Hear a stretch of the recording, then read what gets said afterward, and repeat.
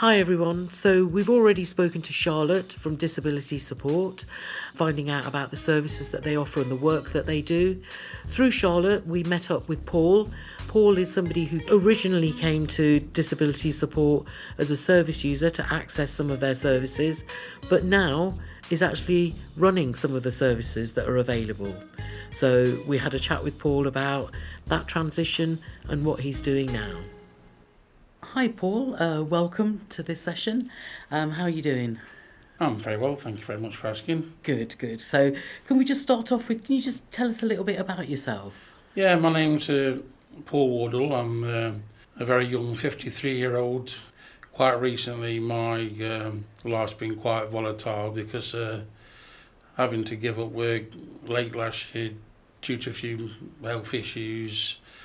It's meant that although physically I've had to change my options and change my goals going forward, mentally I've looked into a different place and decided to concentrate on what I can do, and I channel that through a vlog I run on YouTube called Earnest, Prattle, where I talk to lots of interesting individuals, whether they be footballers or singers or anybody, not necessarily famous, but all interesting and with something interesting to say.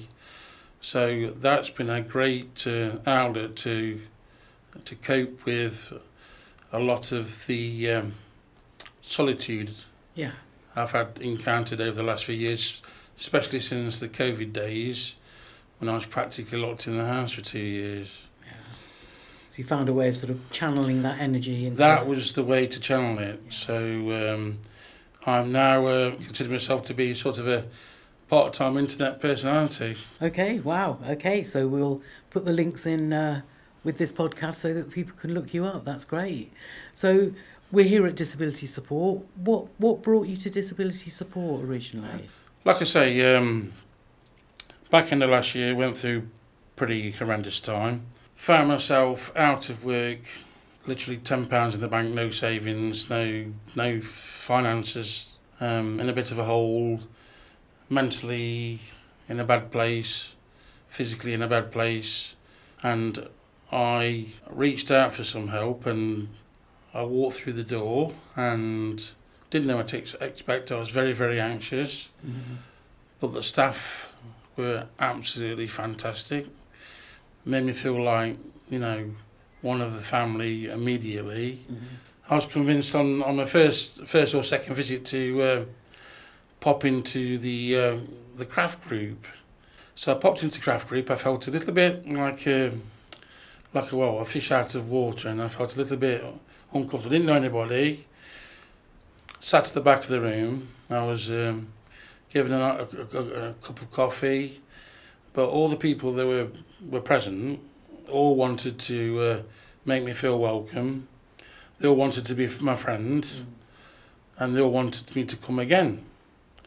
So with a little bit of trepidation and with a lot of thought, I decided to chance my hand and do a repeat visit. Right.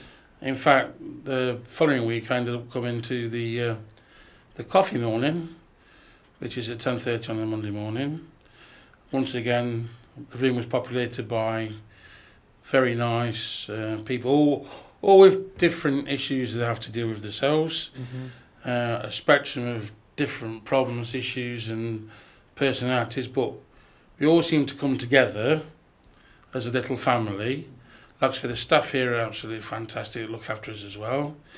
You can have a nice free cup of tea or coffee, and if you're really good, you might even get a biscuit or even a wagon wheel. Wow, okay.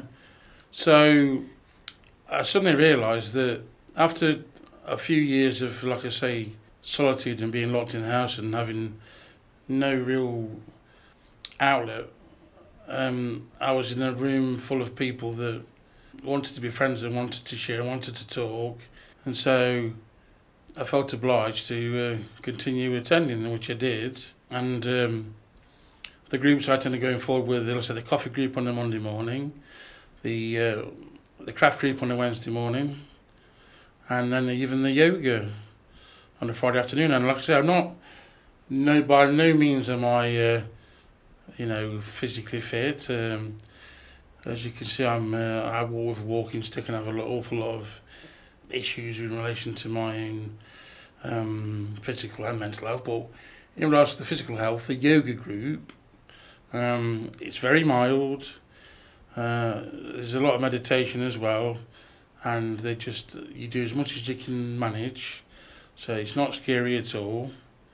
So I found myself all of a sudden having this sort of surprise social life out of nowhere amongst a fantastic group of individuals that I thought I'd never be at a place like this where I'll be mixing with real people again. Yeah.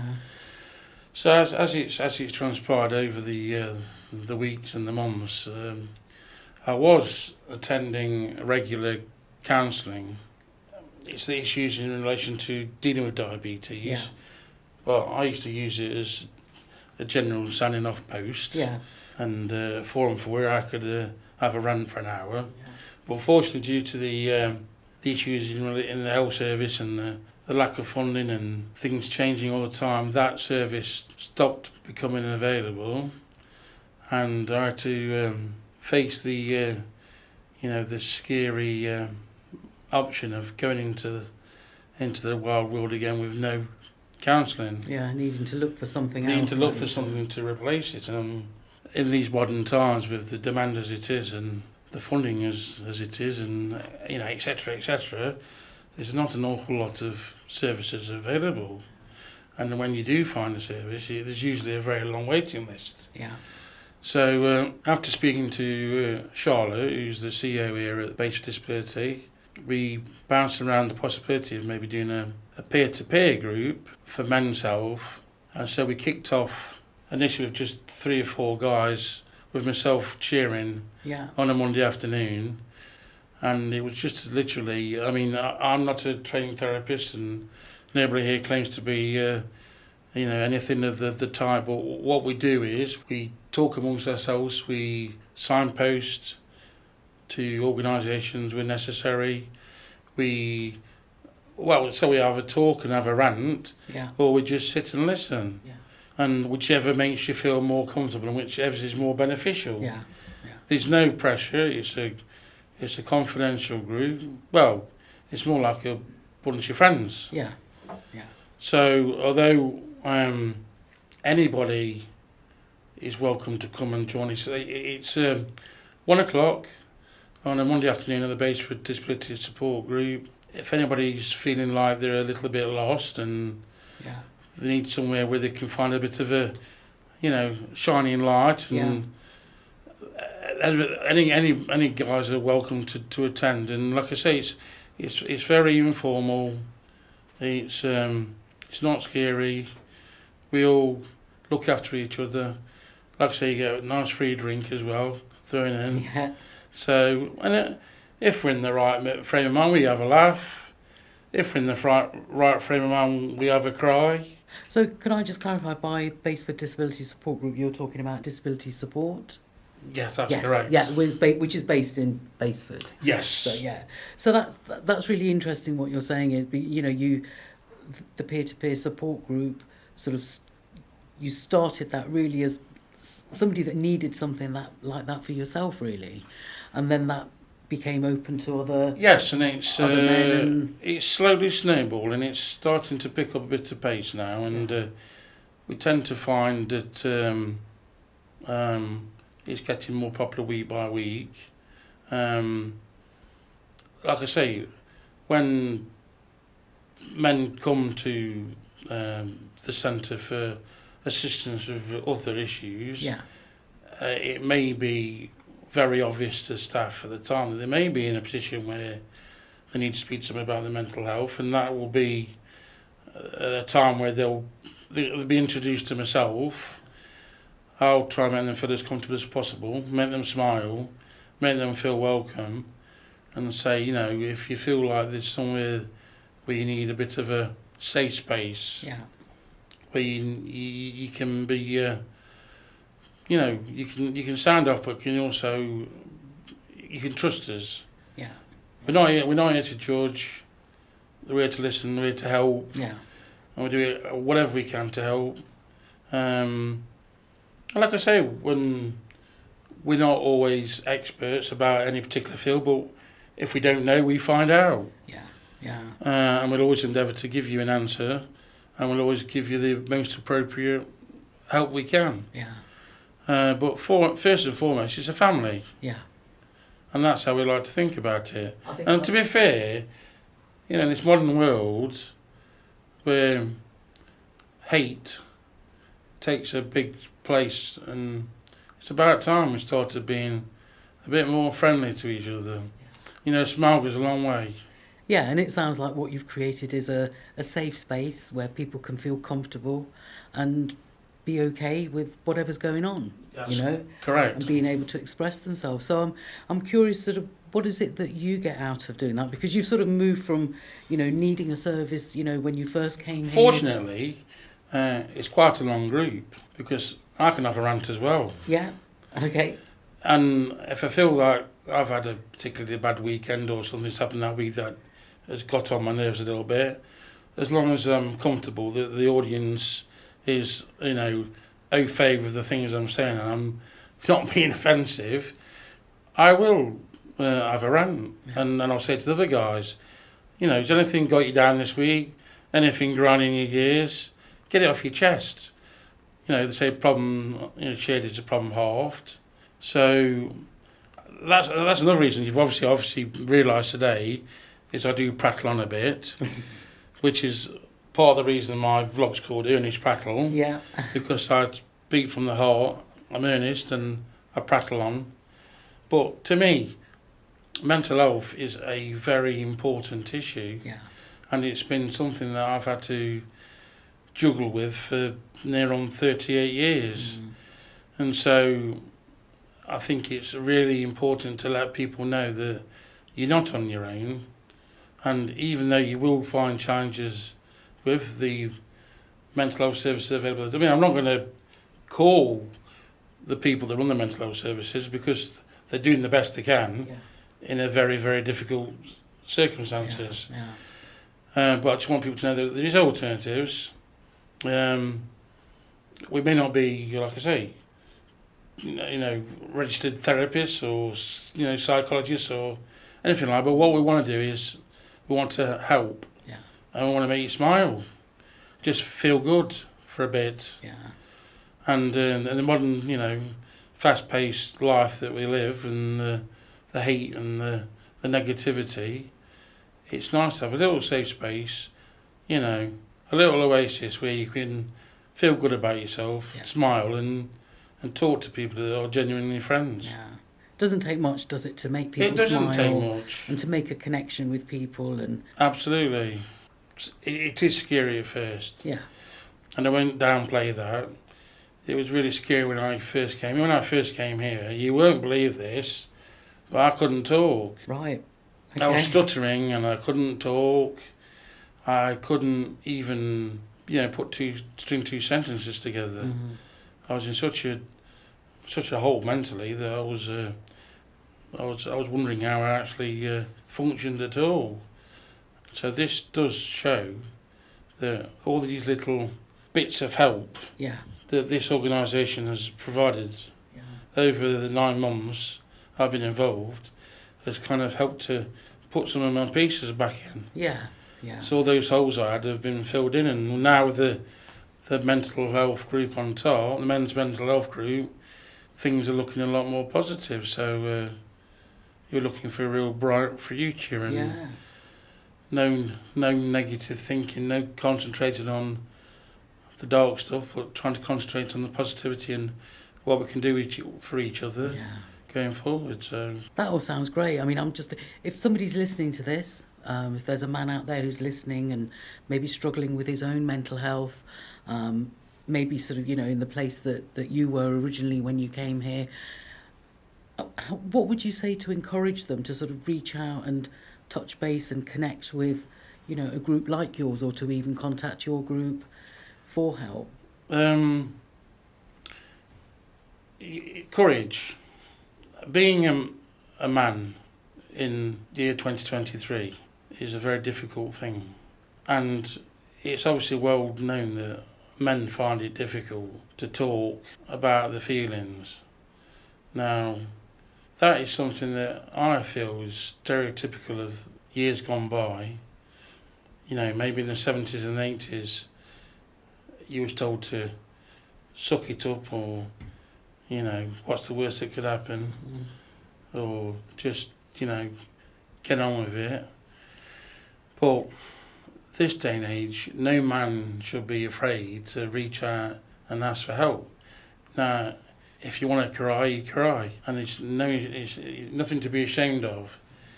If you're at that place where you think you need to, then that's what you need to do. And it's courage, but I want people to know that if they do find the courage to make the initial, you know, step and come and reach out, that there is light at the end of the tunnel. When you're in a really, really, really dark, you know, I used to call it my black dog days, and days where it'd be difficult to get out of bed, and you feel like there's no hope at all.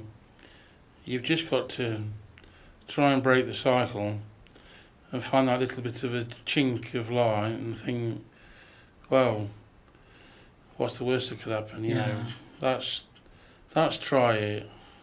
Suck it and see, as my mum used to say. And I guess it would be useful for men to know that, you know, if they do pluck up that courage and sort of, you know, take that step into that direction to maybe come to a group, that everybody in that group has probably been through something very similar anyway. And it's surprising, once you start speaking to individuals, the amount of similar circumstances and some of the similar, you know, histories and experiences that we have. And to talk to somebody that's been through the same sort of thing that you've been through is a fantastic thing, because, like I say, you can work out a coping strategy between you. Yeah. And we've all probably been to counselling, and I don't know, there's all types of different mental health services at the moment, and some of us sampled this, that and the other, and that's also something from that experience that you can then present to the group that maybe this might help. Yeah. Maybe if you're feeling a little bit anxious this day, maybe you can try these coping mechanisms and perhaps these breathing exercises, or perhaps come and join the yoga group.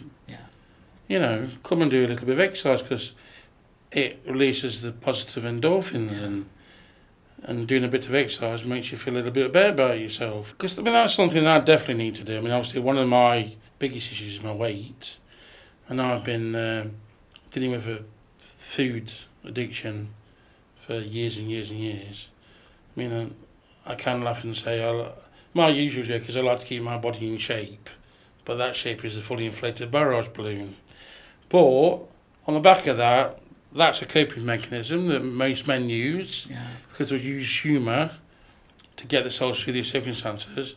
But even so, you can come to yoga, you can have a laugh, and don't feel ashamed. Nobody judges you, even there, and it's something to make you feel better. Yeah. So, at the men's mental health group, I might suggest other things like that. I mean, it might not be suitable. I mean, men might find something relaxing, like as simple as, I don't know, gardening, or, you know, or doing some family tree research, or going for a walk. But what we do is we put all the ingredients in the mixing pot, and we find which little parts of that stew are suitable for the individuals that are present. Yeah. Everything isn't suitable for one.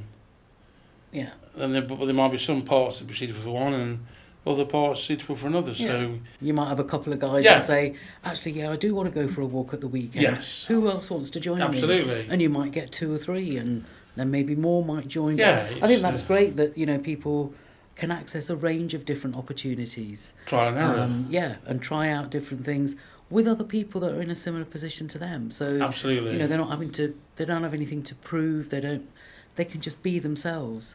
You know, recognising that, you know, sometimes that space is, as you say, it's a happy one. sometimes it's not a happy one. No. But that's okay. No, that is absolutely okay. Yeah. I mean, we do have those sessions. We've had sessions where we've all sat there laughing, and we've had sessions where we've sat there crying. And we've had sessions where people have had to face loss. It may be they're trying to deal with grieving. Like I said, we don't claim to be experts on any one subject, but by sharing it and by talking amongst themselves, they can get the emotions out, and hopefully at the end of the group they feel better. I mean, I've had men say to me at the end of the group, "That was fantastic. I really, really did enjoy that, and thank you for letting me say what I need to say." Yeah. And so sometimes, you know what, like I say, once again, this fast-paced society, one of the things that I think a lot of people are guilty of is you don't listen. I know you say, "Paul, that's quite odd when you're talking," because we can't get a word in. But, you know, but genuinely we don't listen. And it's so simple that if we listen sometimes and tuck it in, then we might be able to help each other a lot better. Yeah. So it's quite a straightforward message. This isn't anything that's earth-breakingly new. It's just working on the things that we find work. Yeah. Listening, talking, ranting, laughing, smiling. Yeah. And I think, you know, you started off by saying that, you know, the environment when you first came here was really welcoming, that you felt people, and it seems that, you know, you've gone on to sort of replicate that for, you know, people that are attending the group that you run now. Absolutely. And it's just great that you've just been able to continue that and be able to share that with more people. That's another thing that stops people doing what they want to do, is the fear of the unknown. Yeah. But I want people to know that we're not scary here. I mean, I might be a bit scary at 8:30 on a Monday morning after just rolled out of bed, but generally, we're a nice bunch of individuals. In fact, they all are. Yeah. So, I'd highly recommend. I don't recommend all the services here, to be fair. I mean, I suppose I'm a little bit biased because of my involvement with the men's mental health group, but I'd recommend all the services here. They're brilliant. That's really useful. That's, you know, it's important for people to know that, isn't that? Absolutely. Especially if they're sort of taking that courage to step in and sort of access a new service or go somewhere different. What do you see as the future for this group? What else would you like to be doing? Well, thankfully the group's got some great funding. Okay. So the next 3 years is looking, well, at least it's been confirmed. So with the only thing stopping us at the moment, I suppose, is space, because we're getting more popular all the time. All the groups, since I've started to come, I'm not saying it's down to me personally, of course, not taking all the credit, well, there you go, but the groups have increased in size. Yeah. A lot of it's just through word of mouth, with here, though. I've left leaflets around promoting the mental health group. Yeah, I think this place has got a very positive future, and it's got a massive role to play, because this group is it's filling the gaps. You know, where you got your pillars of the NHS and all the your care services and everything that's available, but it's got cracks in it. Yeah. It's got cracks in from underfunding. It's got cracks in from mismanagement. It's got cracks in from all the modern reasons why these things don't work 1,000%. You know, as they should. But those little cracks are being filled in by an organisation like this. And across the board, we're there for people that have fell into those cracks. Who aren't quite being helped out. So there's a demand. Yeah. And whilst there's a demand, then if anything we can do is get bigger and better. I guess there's no substitute for that peer-to-peer support from people that have maybe been through similar experiences, that maybe know what it's like, you know, the highs as well as the lows. That's something that the public services can't really offer, is it? No. And I know it sounds a bit cliche, but it's true that it is a big family here. Yeah.